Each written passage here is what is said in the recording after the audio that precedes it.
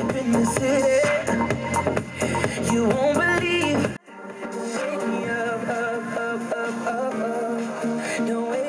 This is 21st century London, a busy city with busy people leading busy lives. In an age where the UK is the richest it's ever been, the problem of obesity is also at rise. Hype in the city, you won't believe.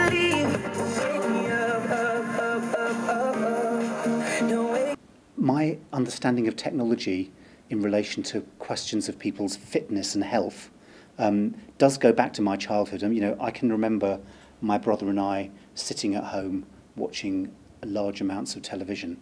So, you know, even back then, the screen was something that had a kind of allure that meant it was very difficult to resist staying inside and not going outside and doing things. So I guess technology was one part of my childhood, but that didn't mean to say that I didn't get access to exercise. I think that the business of food is incredibly important as well in terms of people's health and well-being. I think that we do have limited choices about the kinds of food that we can buy. I think, you know, if you walk down the average high street, the healthy food options are often quite limited. There is this sense that there is a very big business that's based on not particularly healthy food. So I think in that respect, business has a part to play, and I think has a responsibility as well. If you look at the patterns of inequality and ill health as they're mapped across different locations in London, and if you then map that to, for example, the prevalence of fast food outlets in neighbourhoods, you can see a correlation between the level of poverty and ill health and possibly patterns of obesity and the prevalence of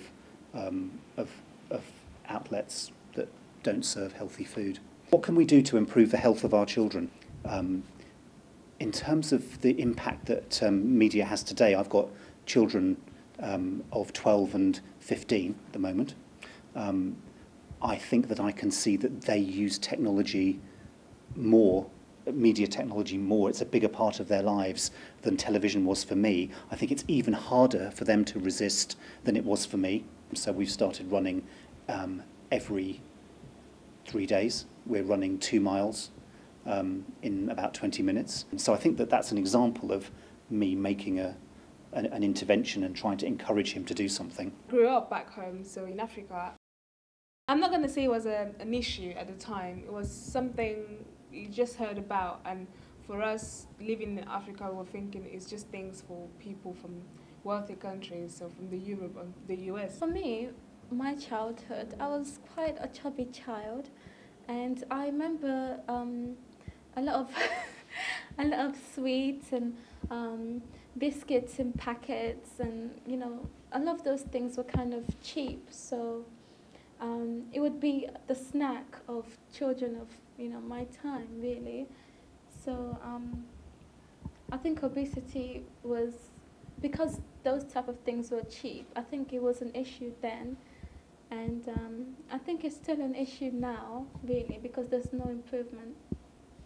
Definitely, business has had a big impact on the rate of rapidly growth and increase in the child obesity.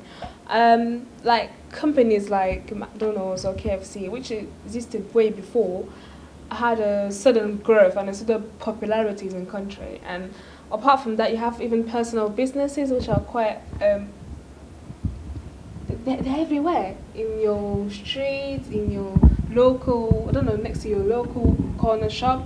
You don't need to go far to get yourself some chicken and chips, or I don't know, fish and chips. And the problem is that you can't control the amount of salt or the amount of, or the kind of oil they use to provide these services. Hype in the city, you won't